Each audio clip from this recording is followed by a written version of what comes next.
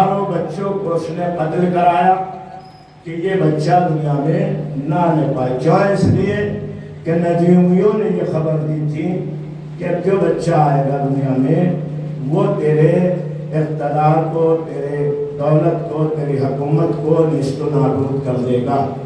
اس لیے جناب موسیٰ کی آمد سے پہلے فرعون نے نہ جانے کتنے بچوں کو زندہ قتل کرا دیا. وہ یہ چاہتا تھا کہ بچہ دنیا میں نہ آنے پائے. یہ کوشش رہی فرعون کی، اور ادھر خدائی کا بھی دعویٰ تھا، لیکن اتنا بڑا جاہل خدا تھا کہ اسے یہی نہیں پتا تھا کہ بچہ کون ہے جس کی ولادت ہونے والی ہے نا.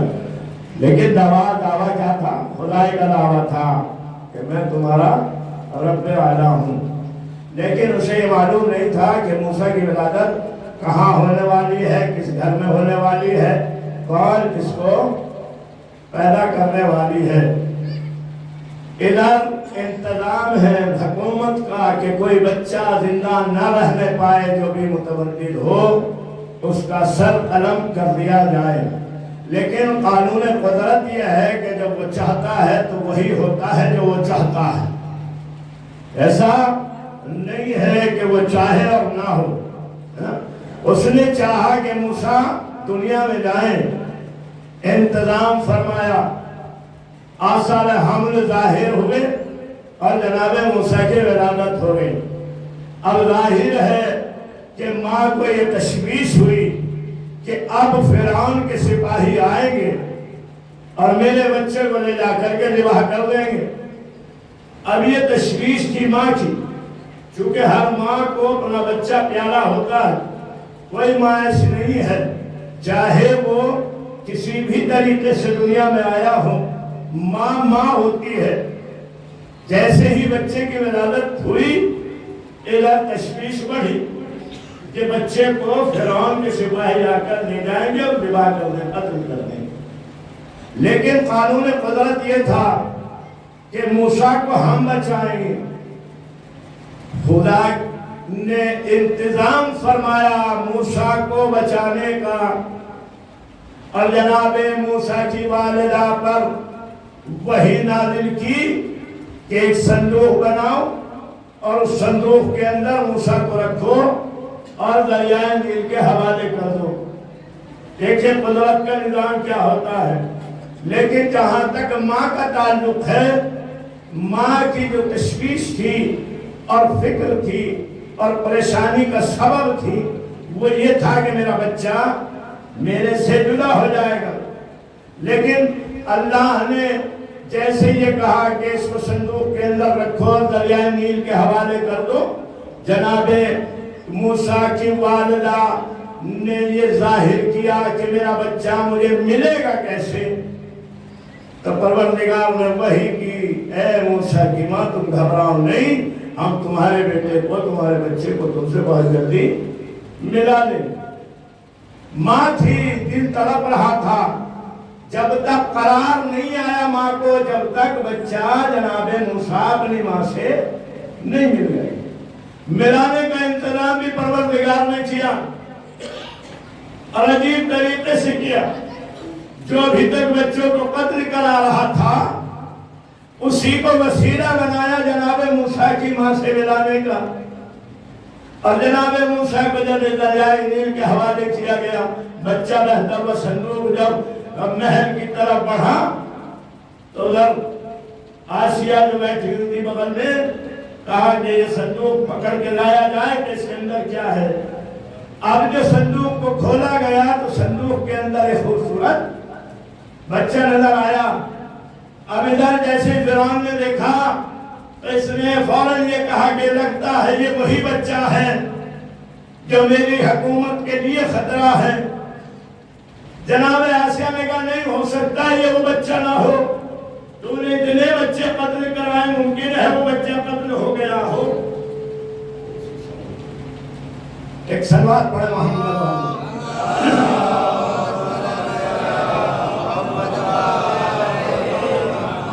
اتنی آواز، جتنے لوگ بیٹھے ہیں اتنی آواز لگ نہیں رہی.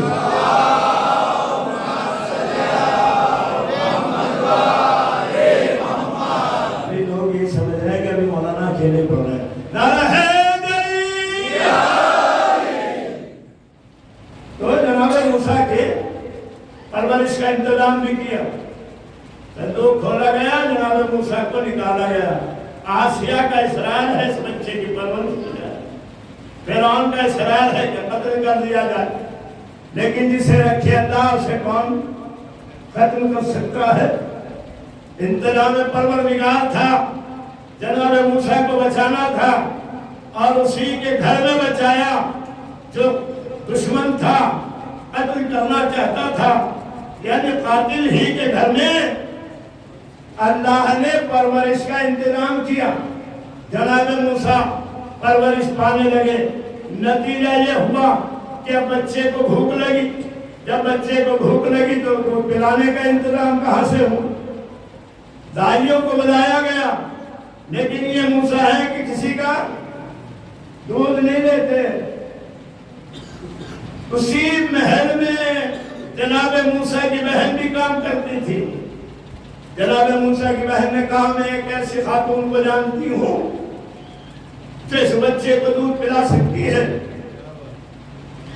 اور جناب موسیٰ کی والدہ کو جناب موسیٰ کی بہن دربار فرعون میں لے کر کے آئی، اور جناب موسیٰ نے دودھ پینا شروع کر دیا۔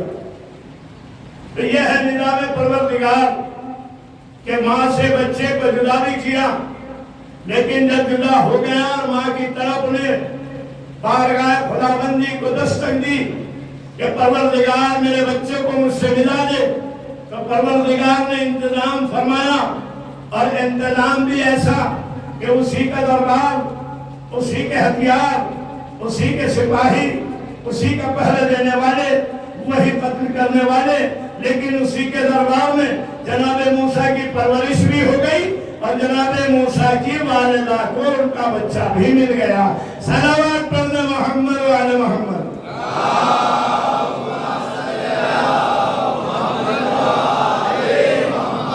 دیکھیں اس وقت باہر بیٹھنے کی جگہ ختم ہو گئی، رحمت پروردگار برس رہی ہے۔ آپ لوگوں سے پھر گزارش کر رہا ہوں کہ آپ لوگ آگے بیٹھ جائیں، آگے آ جائیں، تاکہ آنے والا تو بیٹھ سکے، آگے بڑھ جائیں۔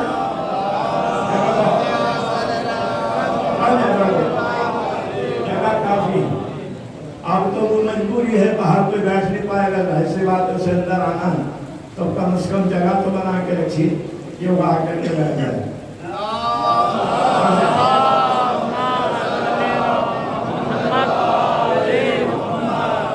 لیکن اگر سلوات پڑھنا ہے تو ایسی پڑھیے کہ جو جیتی جانتی ہو۔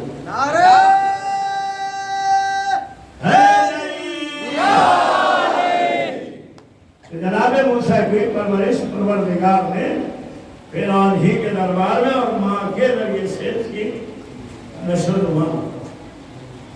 دوسری ماں جناب ابراہیم کی والدہ گرامی ہے۔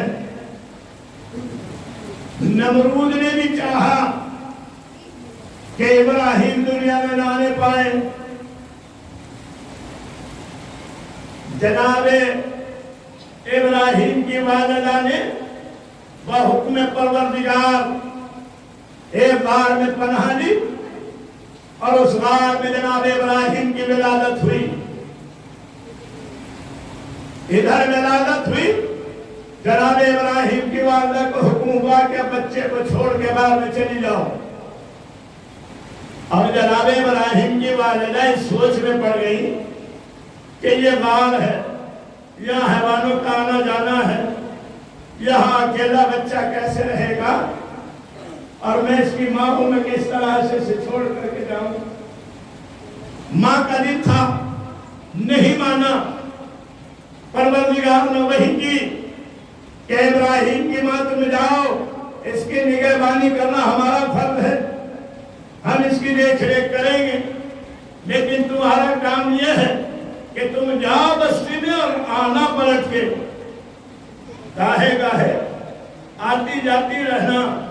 جناب ابراہیم غار میں ہے، ماں گئی، پلٹ کے آئی، بچے کو دیکھا کہ بچہ انگوٹھے سے دودھ پی رہا ہے۔ یہ آپ نے دیکھا نا، ابھی تجربہ کیا ہوگا، جن کے بچے ہیں وہ تجربہ بھی کیا ہے، اور جنہوں نے نہیں کیا وہ بھی انشاءاللہ تجربہ کر لیں گے کہ جب چھوٹا بچہ ہوتا ہے اور اسے کی بھوک لگتی ہے تو وہ یہ انگلی نہیں چوستا ہے، نہ یہ انگلی چوستا ہے، نہ یہ انگلی چوستا ہے، بلکہ آپ نے دیکھا ہوگا کہ بچہ منہ میں کیا لیتا ہے؟ ان کی سلامتی کے لیے صلوات پڑھے محمد وعلی محمد۔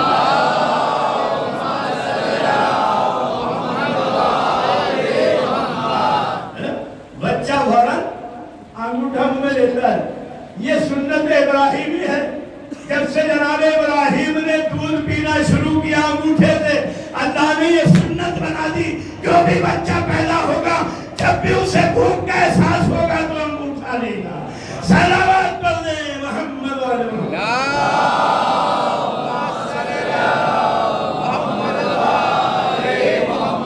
جناب ابراہیم کی یہ سنت ہے کہ بچے آج بھی انجام دیتے، اور بچے کو جناب ابراہیم کے ماں نے دیکھا کہ وہ دودھ پیا، اور عام بچوں سے زیادہ اس کے نشو و نما میں بڑھنے میں جدا گانا معاملہ ہے۔ یہ ہے جناب ابراہیم۔ اب لوگ کہتے ہیں کہ صاحب جناب ابو طالب نے دودھ پلایا اللہ کے رسول کو، تو کہتے ہیں کہ کیسے پلایا، وہ تو مرد ہے۔ تو یہ معلوم نہیں تھا کہ جو وارث ابراہیم ہے اللہ نے اسے وہ معجزہ دیا ہے کہ ادھر نبی کے دہن میں جناب ابو طالب نے اپنا انگوٹھا رکھا، ادھر دودھ جاری ہو گیا۔ تو اب نہ کہنا کہ نبی کی رگوں میں طوفان نہیں ہے، بلکہ خون کی جگہ پر ابو طالب کا دودھ ہے۔ یہ دوڑ رہا تھا، اور یہی خون ابو طالب اسلام کے کام آیا ہے، اسلام کے کام آنے والا یہی دودھ ہے۔ اب ایک تعریف اٹھائیں کہ یہ ہے بچہ جناب ابراہیم، پرورش کا بھی انتظام ہے اور دنیا میں بھی آئے ہیں، دشمن کچھ نہیں بگاڑ سکا۔ اسی طرح بچے کی گواہی معصوم کے حوالے سے ملتی ہے۔ جب بھی عصمت پر تھپا لگانے کی کوشش کی گئی تو اللہ نے معصوم کے ذریعے سے، معصوم بچے کے ذریعے سے اس کی عصمت کو بچایا ہے۔ تاریخ کا مشہور واقعہ ہے، قرآن ہے، آپ جا کر کے تفسیر میں پڑھ لیجئے گا کہ جناب مریم صلوات اللہ سلام علیہ کہ یہاں جب جناب عیسیٰ کی ولادت ہوئی تو لوگوں نے یہ کہنا شروع کر دیا کہ نہ تیرا کوئی شوہر ہے، نہ تو نے کسی سے رابطہ کیا ہے، لیکن یہ بچہ آیا کہاں سے؟ تو اللہ نے جناب مریم پر وحی کی، فرشتہ بھیجا، مریم تمہیں خاموشی کا روزہ رکھنا ہے، کچھ نہیں بولنا، اور جب تم سے لوگ سوال کریں تو اشارہ کر لینا۔ اب تاریخ نے لکھا ہے، مفسرین لکھتے ہیں کہ جناب عیسیٰ گود میں ہے، لوگوں نے سوال کیا کہ یہ بچہ آیا کہاں سے؟ تو عمران کی بیٹی ہے، تیرا نہ باپ ایسا تھا نہ تیری ماں سے تھی، آخر یہ بچہ آیا کہاں سے؟ تو جناب مریم نے زبان سے کچھ نہیں کہا، ماں تھی خاموش رہی، حکم پروردگار تھا خاموش رہی، اشارہ کیا۔ جیسے ہی اشارہ کیا تو بنی اسرائیل والے کہنے لگے یہودی کیا تم ہمارا مذاق بنا رہی ہو؟ کیا کوئی چھوٹا بچہ بھی بولتا ہے؟ کہ ایسا ہم نے دیکھا ہے کہ بچہ بولتا ہو جو بھی چند گھنٹے پہلے دنیا میں آیا ہو۔ تو جناب مریم نے کچھ نہیں کہا، ادھر بچہ بولا کہ میں اللہ کی طرف سے نبی بن کے آیا ہوں، اس کی طرف سے کتاب لے کے آیا ہوں، میری زندگی اور موت اسی کے ہاتھ میں ہے۔ جیسے ہی بچے نے بولنا شروع کیا، اپنی ماں کی عصمت بچائی، ایسے عصمت بچائی، اللہ نے اس نبی کی زبان میں اتنا اثر پیدا کیا کہ جو سننے والے تھے ان کے کان پھٹنے لگے، کانوں پہ ہاتھ رکھ کے بھاگتے نظر آئے۔ صلوات پڑھ لیں محمد وعلی محمد۔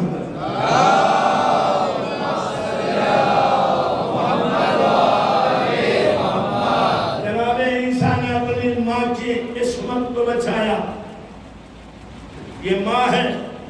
جس کے عصمت بچانا اس کے بچے کے اوپر فرض ہے. اسی لیے یاد رکھیے گا کبھی گھر کے اندر کوئی ایسا لفظ استعمال نہ کیجیے گا جو بچے کی غیرت کو للکار بیٹھے. ہماری زبان پہ لگام نہیں ہے. ہم اپنی زبان کو بہت جلدی ان الفاظ سے گندا کر لیتے ہیں جو کوئی بھی غیرت مند ہوگا وہ اسے برداشت نہیں کر سکتا. اس لیے یاد رکھیے گا کبھی بھی اولاد کے سامنے اپنی بیوی کو ایسا کوئی لفظ استعمال نہ کیجیے جو بیٹے کی غیرت کو للکار دے. تو جناب عیسیٰ کی ولادت ہوئی، ماں کی عصمت کی گواہی دی. جناب عیسیٰ نے گواہی دی جناب مریم کی. اب آئیے بچے کا اور آپ کو تذکرہ کر دوں. جناب یوسف کے دامن عصمت پر جب زلیخا نے داغ لگانے کی کوشش کی، صلوات علی محمد و آل محمد،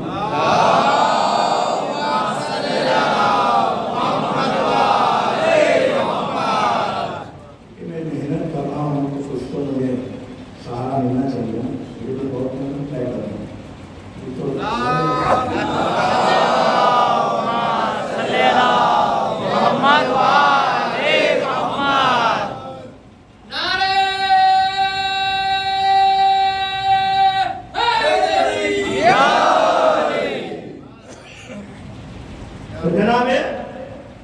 یوسف کے دامن عصمت پر جب زلیخا نے دھبا لگانے کی کوشش کی تو جناب یوسف علیہ السلام کی عصمت کو بچانے کے لیے زلیخا کی خالہ بہن کے بچے نے گواہی دی. اور صرف اتنا ہی نہیں کہ بچہ بولا، بلکہ بچے نے یہ آواز دے کے کہا کہ مصر کے بادشاہ تم یہ دیکھو کہ اگر یوسف کا دامن آگے سے پھٹا ہے تو یوسف گنہگار، اور اگر پیچھے سے پھٹا ہے اللہ اکبر. بچے نے پوری تفصیل بیان کر دی، آگے کا مسئلہ بھی حل کیا اور پیچھے کا مسئلہ بھی حل کیا. اب جو مصر کے بادشاہ نے دیکھا تو دامن یوسف پیچھے سے پھٹا تھا. عصمت بچائی اس بچے نے. اب میں آپ کی خدمت میں عرض کروں، پہلا جو میں نے مسئلہ آپ کے سامنے رکھا، جناب موسیٰ کا نبی ہے، اللہ کے کلیم اللہ ہے. دوسرا مسئلہ جو میں نے آپ کے سامنے رکھا وہ جناب ابراہیم کا خلیل اللہ ہے. اور تیسرا مسئلہ جو میں نے آپ کے سامنے رکھا وہ جناب عیسیٰ روح اللہ کا مسئلہ ہے. لیکن یہ چوتھا مسئلہ جو ہے یہ جو ہے نبی کی عصمت کو ایک عام بچے نے بچایا. نہیں پہنچے آپ کے اذہان جب ہم کسی بچے کا کہتے ہیں کہ ہاتھوں پہ آیا تو گواہی دینے لگا، کلمہ پڑھنے لگا، تو تمہیں اعتراض ہوتا ہے کہ بچہ کہیں گواہی دے سکتا ہے؟ بچہ کہیں گواہی دے سکتا ہے؟ تو میں نے عرض کیا پہلا نبی، دوسرا نبی، تیسرا نبی، چوتھا ہے عام بچہ. اللہ یہی سمجھانا چاہتا ہے کہ تم جس کو نبی مان رہے ہو، ہم نے اسے بچپن میں بولنے کی طاقت دی، لیکن ہم ایک بچہ ایسا بھی تمہارے سامنے لا رہے ہیں جو معصوم نہیں ہے، نبی نہیں ہے، ہمارا بھیجا ہوا نہیں ہے. یہ ایک عام بچہ ہے جس کی عام طرح سے ولادت ہوئی ہے، عام ماں نے اس کو دودھ پلایا ہے، اس نے بول کر کے ایک نبی کی عصمت کو بچایا. اب تم خانہ کعبہ میں دیکھ لینا، اگر نبی کے ہاتھوں پر کوئی بچہ کلمہ پڑھنا سمجھ آئے تو سمجھ لینا یہ ہمارا بھیجا ہوا ہے. صلوات پڑھ دے محمد والے محمد.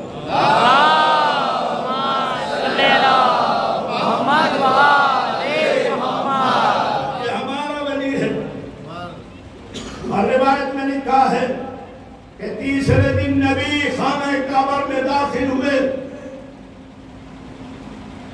اور نبی بھی اسی دروازے سے داخل ہوئے جس سے فاطمہ بنت اسد گئی. ارے چلیے جناب فاطمہ بنت اسد چلی گئی تھی, دروازہ بند ہو گیا, لیکن نبی کے لیے کیوں کھلا؟ شاید پیغام یہ ہو کہ جب ہم ولی کو بھیجتے ہیں تو ابھی دروازہ ایسے ہی کھلتا ہے, اور جب اپنے نبی کو بھیجتے ہیں تو ابھی دروازہ ایسے ہی کھولتے ہیں.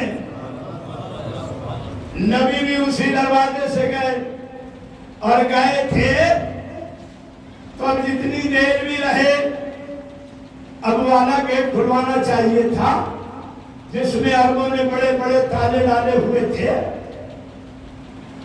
اب روایت کہتی ہے کہ ادھر نبی گئے, دروازہ بند. اب یہ عرب جو تالے ڈالے ہوئے تھے یہ اپنی چابیاں لے لے کر کے تالا کھولنے کی کوشش کر رہے ہیں. تالا نہیں کھل رہا ہے. اللہ یہ تالا کھول دے تاکہ انہیں معلوم ہو جائے کہ اندر کیا ہے, لیکن شاید پروردگار کی آواز آئے اگر ہم نے انہیں تالا کھول دیا تو پھر مزہ ہی کیا آئے گا. انہیں بتانا یہ ہے کہ میرا نبی جس دروازے سے آیا ہے اسی دروازے سے باہر جائے گا. اور جب نبی اس دروازے سے باہر آیا تو ایک چاند سا بچہ اپنے ہاتھوں پہ لیے ہوئے ہے جو کلمہ پڑھ رہا ہے. اب یہاں روایات میں تحریر کیا گیا ہے کہ صرف کلمہ نہیں پڑھا, اللہ کے نبی کے ہاتھوں پر مولا کائنات نے تلاوت کرنا شروع کی. توریت پڑھی, زبور پڑھی, انجیل پڑھی, اور اس کے بعد وہ کتاب جو بھی نازل نہیں ہوئی, وہ کتاب جو بھی نازل بھی نہیں ہوئی اس تلاوت کو کرنا شروع کیا. ادھر نبی ہے تصدیق کر رہے ہیں کہ یا علی تم نے توریت صاحب توریت سے بہتر پڑھا, تم نے زبور صاحب زبور سے بہتر پڑھا, انجیل صاحب انجیل سے بہتر پڑھا. اب نبی کو یہاں یا تو یہ کہنا چاہیے تھا کہ قرآن مجھ سے بہتر پڑھا, لیکن نبی نے کہا کہ قرآن تم نے ایسے پڑھا جیسے میں پڑھتا ہوں. صلوات پڑھ دے محمد والے محمد.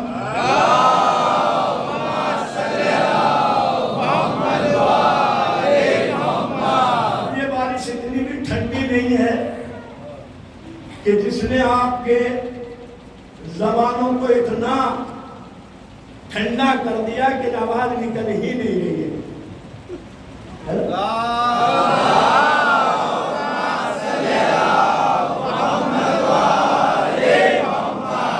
اگر دو رائے میں اتنی سی بارش پہ اتنی سردی ہے تو اگر کہیں شملہ وغیرہ میں چلے گئے تو وہاں کیا ہوگا؟ وہاں تو سارا سسٹم ختم ہو جائے گا. صلوات پڑھ دے محمد والے محمد.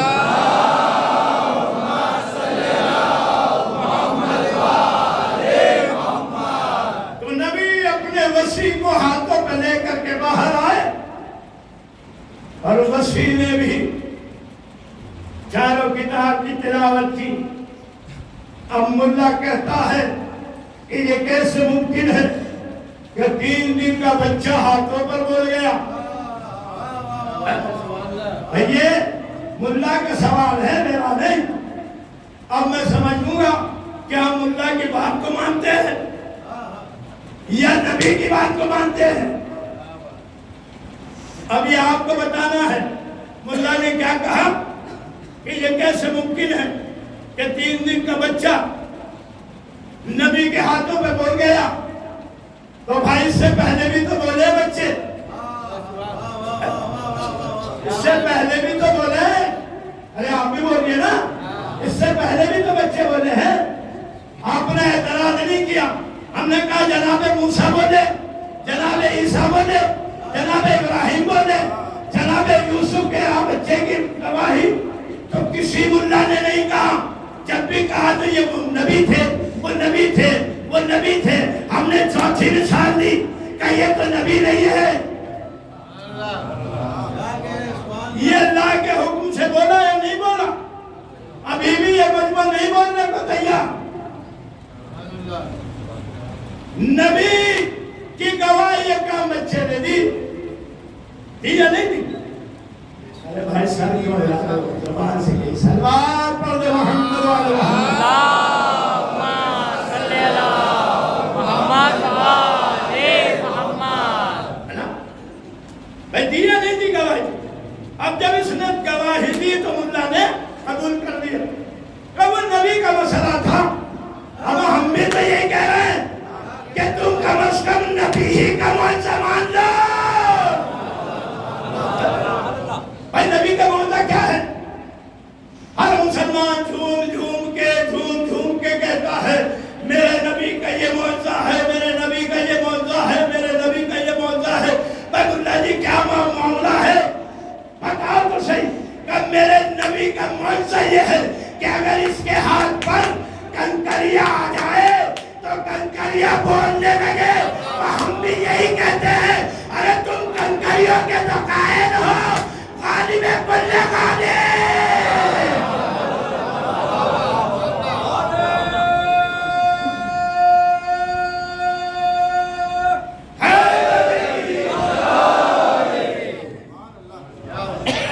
یہی مان لیجئے کم از کم نبی کے دستخط کا وہ معجزہ مان لیجئے کہ نبی کے ہاتھوں پہ آ گئے علی کو نہ مانیے، مدینہ العلم کا دروازہ نہ مانیے، لیکن کم از کم ہاتھوں کا معجزہ مانیے کہ کنکریاں آ جائے تو کلمہ پڑھ لیں اور مسلمان جھوم کے اسے معجزہ مانے. لیکن اگر علی کتابیں سنا دے تو یہ گلے میں اٹک گیا، یہ نیچے نہیں جا رہا. اما جائے کیسے؟ جس کے کینسر ہو جائے اس کے گلے سے پانی بھی نہیں اترتا. تو جس کو ارے بغض علی کا کینسر ہو اسے فضائل کیسے اتریں گے؟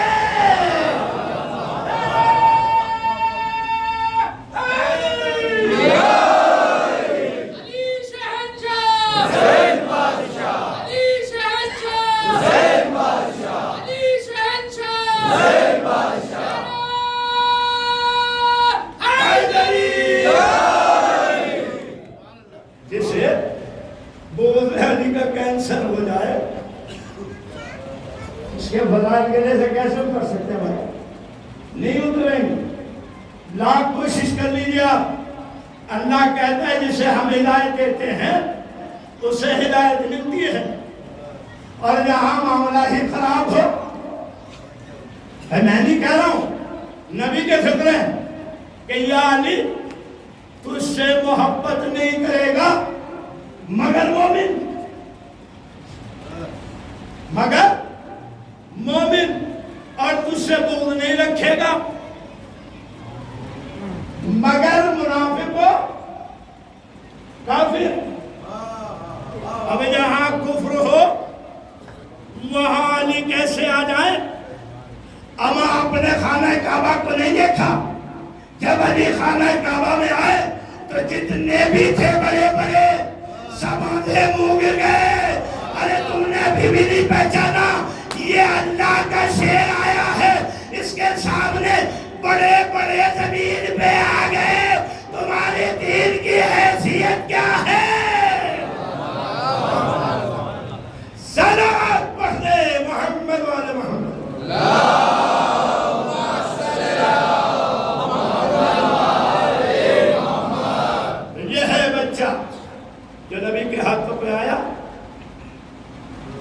تو کلمہ بھی پڑھا اور قرآن کی چاروں کتابوں کی تلاوت بھی. اب یہ تلاوت ہو گئی. اب عرب کا دستور یہ تھا کہ صاحب یہ دیکھا جائے کہ بچہ حلالی ہے یا حرامی ہے. یہ سب باتیں سنی میں تو اشارہ کر رہا ہوں. لوگ کہتے ہیں نا کہ بچوں کو کم از کم یہ معلوم تو ہو، اتنی تبلیغ بھی نہ ہو کہ بچے کا ذہن ہی بھٹک جائے. وہ بستر کندھے پہ رکھ کے لوٹا ہاتھ میں لے کے چلنے لگے. جوان کو کم از کم یہ تو معلوم ہو کہ تاریخ کیا ہے، معیار کیا ہے. ایک تو سرما لگانے والا، اور سرما لگانے والے کا کیا حال ہو، کیا دیر تک منہ سیدھا نہیں ہوا. اور ہوتا بھی کیسے بھائی، کوئی عام ہاتھ تو لگا نہیں تھا، یہ کوئی عام ہاتھ تو تھا نہیں. جیسے اس نے سرنے کی صلاحی بڑھائی، ادھر سے اللہ کے ولی کا ہاتھ چلا، بلکہ جملہ بدل کے کہوں، ادھر اس کفر کا ہاتھ چلا، ادھر اللہ کا ہاتھ چلا. کفر پہ ایسا پڑا کہ زندگی بھر منہ سیدھا نہ ہو سکا. وہ سیدھا نہیں ہوا. اب نہ جانے کتنے ڈاکٹروں کو دکھایا ہوگا، نہ جانے کتنے حکیموں کو علاج کے لیے گیا ہوگا کہ یہ سیدھا ہو جائے. لیکن یہ سیدھا ہوتا کیسے؟ ید اللہ کا جو پڑا تھا ہاتھ، جو پڑا تھا وہ اللہ کا ہاتھ تھا. ہمارا جب کفر اللہ کا ہاتھ پڑنے سے زندگی پر سیدھا نہ ہو سکا. اگر نبی کا حکم نہ ہوتا تو پھر ان میں سے کوئی بھی دست پر نہ بیٹھ پاتا، کوئی بھی نہ بیٹھ پاتا اگر اللہ کے نبی کا حکم نہ ہوتا. بچے کی ولادت ہو گئی، ایک کو آزمایا گیا، وہ چھوڑ کے بھاگ گیا، بھیا یہاں بچہ نہیں ہے، بھاگ چلا. دوسرا معیار آیا، معیار کیا تھا؟ اژدہا. اژدہا چھوڑا جاتا ہے. اب اس اژدہا کے لیے ملتا ہے، اس اژدہا کے لیے ملتا ہے کہ اس کے دو سینگ تھے، دو سینگ تھے. جسامت بہت بڑی تھی اور اسی میں اس کے دو سینگ نکلے ہوئے تھے. آپ نے دیکھا ہوگا ایک حیوان ہوتا ہے، جانور ہوتا ہے چھوٹا سا، فارسی میں اسے کہتے ہیں حلزون. میں نے یہاں بھی دیکھا ہے، گول سے چھتری سی ہوتی ہے اور اس کے دو نکلے ہوئے ہوتے ہیں. اب سمجھے یا نہیں سمجھے آپ؟ ہے نا آپ کے یہاں میں نے یہی دیکھا ہے، مولا کے دربار میں یہی چلتے ہوئے دیکھا. گول سا ہوتا ہے جیسے چھکری ہوتی ہے اور اس کے دو یہاں نکلے ہوتے ہیں، چھوٹا رقم ہوتا ہے اور دو. تو بعد مورخین نے لکھا کہ اژدہا اتنا بڑا تھا اور اس اژدہا کے دو سینگ تھے، یعنی سینگ نما دو چیزیں نکلی ہوئی تھی اور بہت بلند تھی، بہت بلند تھی. اب جب یہ چھوڑا گیا اور یہ جناب ابو طالب کے گھر کی طرف چلا، جناب ابو طالب کے گھر کی طرف چلا، تو ظاہر سی بات ہے دروازے میں جا کے ایسے کیا ہوگا، میری طرف دیکھے گا، یہ اس طرح سے دروازے میں رکا ہوگا کہ نہیں ہوگا، چونکہ بہت بڑا انداز. تو اب یہ پیچھے ہٹا ہوگا اور پیچھے ہٹ کے اس نے اپنے ان سینگوں کو، میری زبان میں سینگ کہہ رہا ہوں، اپنے سینگوں کو کیا کیا ہوگا؟ جھکایا ہوگا. جھکا کے جب تو داخل ہوا ہوگا. ارے کفار مکہ بھی سمجھ جاؤ، یہ جو معیار تم بھیج رہے ہو یہ ابو طالب کے دروازے میں ہی جھک کے جا رہا ہے. یہ پہلے سلام دے رہا، اب بھی مان جائے اسے پیچھے پڑ ڈالو، یہ تمہارا معیار ختم ہو جائے گا، بچے گا نہیں مانے. چلا گیا اندر. اب جا کے ان جھولے کے قریب جاملہ کائنات دیتے ہوئے جیسے قریب گیا، اس بچے نے انگڑائی لی. ابو طالب کے شیر نے سولے میں انگڑائی دی اور انگڑائی لینے کے بعد اجدر کے کلے میں دونوں انگلیاں ڈالی، دونوں انگلیاں ڈال کر چیر دیا۔ کلہ اجدر یہ تو ہے نا، کلہ کہتے ہیں یہ ایسے ہاتھ ڈالے، انگلیاں ڈالی، چیر دیا۔ یہ تو معیار تھا، کفار مکہ تڑپ گئے، ارے ہمارا معیار ختم ہو گیا۔ ارے کمبخت، تو تمہیں پہلے سمجھ جانا چاہیے تھا کہ جو اللہ کے گھر میں دیوار میں در بنا کے آ رہا ہے، اس کے سامنے تمہارا کلہ اجدر کیا ہے۔ صلوات پڑھ دے محمد و آل محمد۔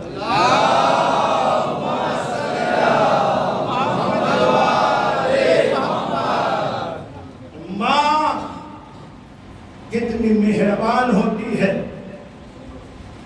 ماں کتنی مہربان ہوتی ہے۔ میں نے آپ کے سامنے ماں ہی کے تذکرے سے مثالیں پیش کی۔ ماں اپنے بچے سے کتنی محبت کرتی ہے۔ اگر بچہ ذرا سی دیر کو آنکھوں سے اوجھل ہو جائے تو ماں سے برداشت نہیں ہوتا ہے، فوراً آج کے ٹائم میں تو بڑا آسان بن گیا معاملہ، فوراً موبائل سے باپ کے پاس، پھپھا کے پاس، خالو کے پاس، بھائی کے پاس، بہن کے پاس، سارے رشتہ داروں میں فوراً میرا بچہ نظر نہیں آ رہا، میرا بچہ دکھائی نہیں دے رہا، میرا بچہ کہاں ہے؟ پرانے زمانے میں بھی ایسا تھا، میں تڑپ جاتی تھی بچہ اگر نظروں سے دور ہو جائے۔ یہ ماں کی صفت ہے، کیوں؟ اس لیے کہ اللہ نے ماں کو وہ دل دیا ہے کہ جو مردوں کو نہیں دیا ہے۔ یہ رقیق ہوتا ہے، بہت نازک ہوتا ہے، برداشت کا مادہ کم ہوتا ہے، ماں جلدی سے برداشت نہیں کرتی ہے، ذرا سی چوٹ لگ جائے ماں سے برداشت نہیں۔ آپ کی بھی مائیں ہیں،